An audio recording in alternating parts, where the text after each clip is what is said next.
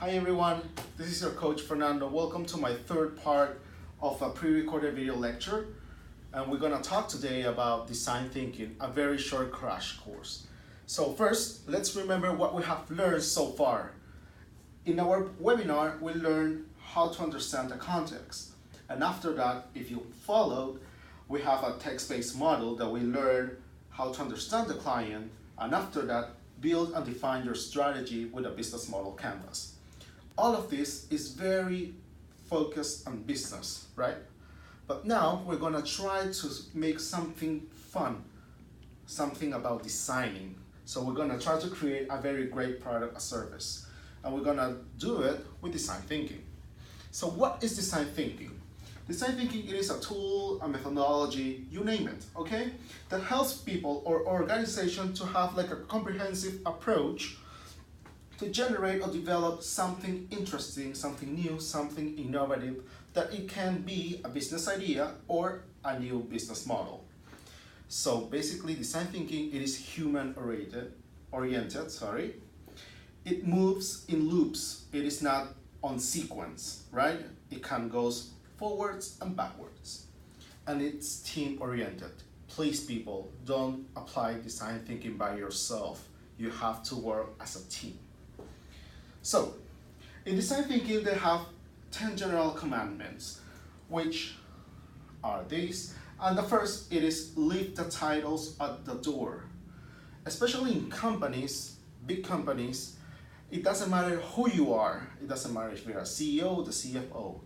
When you work in a design thinking process or, activities, everybody is the same. So the second commandment is going to be encourage wild ideas. The craziest, the merrier, the better. Go for quantity. Don't worry about having, something so good or so perfect. Just throw any idea you have on your mind. Build on the ideas of others. If you see something that is really good, build with them. Think human-centered. Don't think about business, don't think about supply, don't think about the complexity, but think about the people behind the problem.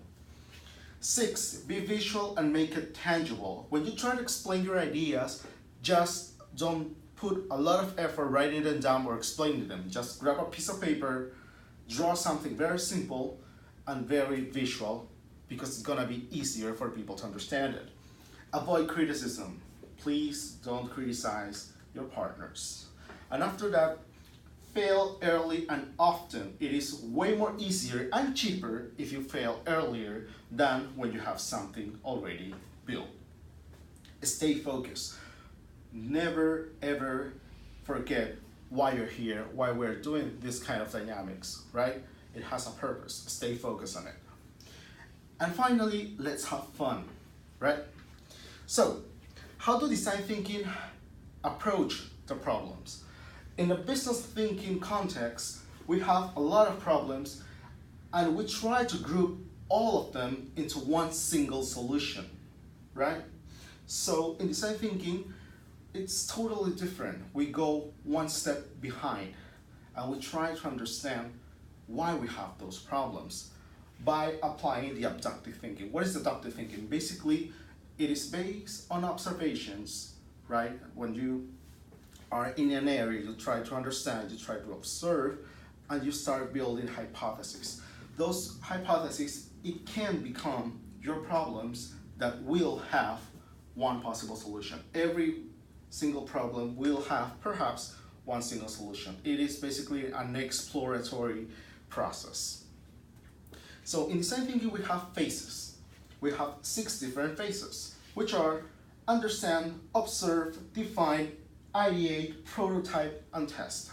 As you can see, we have like blue circles because design thinking, it is a very interesting process because we diverge here, we try to understand, we observe. So basically, we are wide open to the things that happens in the environment. After that, we start defining. We already understand the problem, we see the possible hypotheses, and we start to pick them out. So that process is the process of defining, and we start to converge. After converge, we start opening again, right? Because we have to find different solutions, possible solution or ideas that helps the problem or helps the previous idea that is defined. And after that, we're gonna prototype. And when we prototype, we put it on test. So basically, as you can see, it is diverge, converge, and converge, right? So enough of theory. We're gonna use one example of my friend here, Kevin, right? Which is basically build something for a 4-year-old cousin, which is build a draggable car. This example, it is already narrowed it down because we don't have a lot of time. So basically, when you start in this process, try to ask as many questions as possible and try to make them open, right? So basically, we have 3 questions here, very simple. What do you want to do? How are you going to do it? Do you think we're going to achieve it? And when you have like the general questions, you need to record them, and record them in a very, very simple way that it helps you and guides you. So basically, what is the question? What's gonna be the response? And the observations, right? The question, what do you want to do? Response, I want to create a car from stuffed animals. The observations, you can see the people, well, not the people, the cousin, right? Who is super happy, exciting, and jumping. So we move to another question. So you want to do it? Yes, because I have many stuffed animals and I want to build a car for them. So do you think we're going to achieve it? Yes. Otherwise, my stuffed animals will be sad if we don't do that, right? So after that, we need to understand the environment. So basically, for this example, both of my friend and her cousin, they were in a room with a lot of things in their environment. So they try to understand what they have in there to build something. So another questions arose. How do we assemble everything and how do we put everything together without failing, right? So they took about 20 minutes to understand what possible things that they have in hands, and they start building it. So basically, they found papers, toilet papers, a styrofoam box, maybe a sheet, and this was basically the car, you know, the stuffed animals, and also a rope. But after 20 minutes, they realized that the rope was not good enough, so they find another one to use it as a propulsion system. At the end, they use the toilet paper as the wheels on the behind the styrofoam box with the sheets and the stuffed animals. So the first MVP, or well, beta in this case, was created, right? So after that, the last part is feedback. After you test, you prototype, you have feedback. So what do you want to add? You want to make it bigger, you want to make a second floor, etc., etc. And that's it. Very easy, very fast.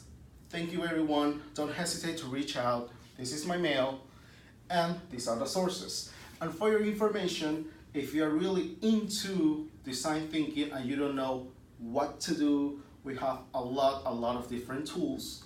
So you can go to designkit.org.